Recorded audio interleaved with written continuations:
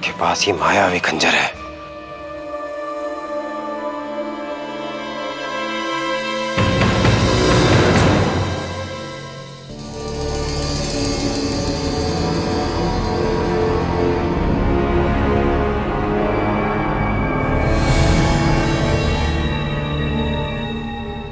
कौन हो तुम?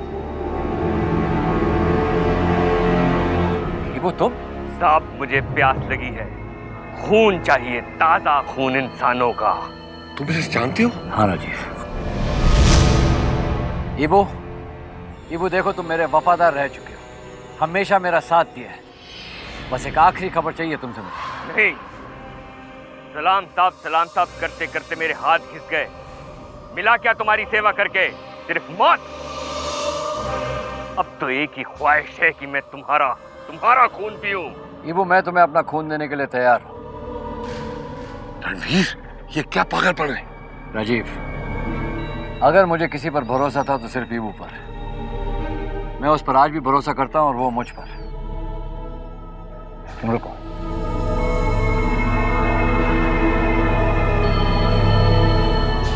इबू, मैं तुम्हें अपना खून देने।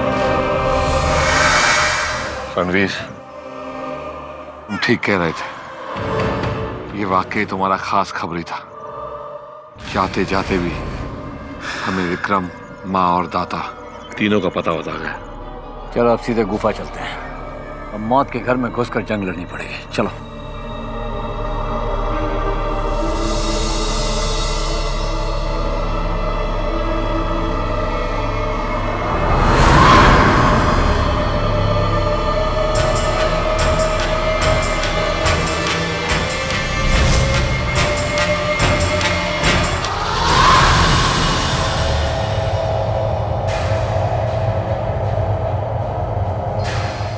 अज़ाज़िल माँ, अज़ाज़िल दाता। विक्रम, मेरे बेटे के रास्ते का कांटा हटा दिया तुमने? नहीं माँ, जो खंजर उस ऑफिसर के हाथ में है, उसके लगते ही शैतानी दुनिया के बाशिंदे मिट्टी में मिल जाते हैं। वो खंजर उस ऑफिसर के लिए बहुत बड़ी ताकत बन गया है। काली दुनिया के सरताज से कायरता की बात? नहीं माँ, जैसा दाता कहेंगे मैं वैसा ही करूंगा। मुझे सिर्फ दाता का आदेश चाहिए। अगर उस अफसर के पास खंजर है तो हमारे पास भी उसका तोड़ है। ये खंजर उस अफसर का नामो निशान मिटा देगा। दाता, अब ये लड़ाई दो ताकतों के बीच सीमित होकर रह गई है। आप मुझे आदेश दीजिए इस लड़ाई को कैसे लड़ना है। अगर ये दो ताकतों की लड़ाई है तो वो तुम्हें नहीं, मेरे बेटे को लड़नी होगी। वो खंजर मुझे दो।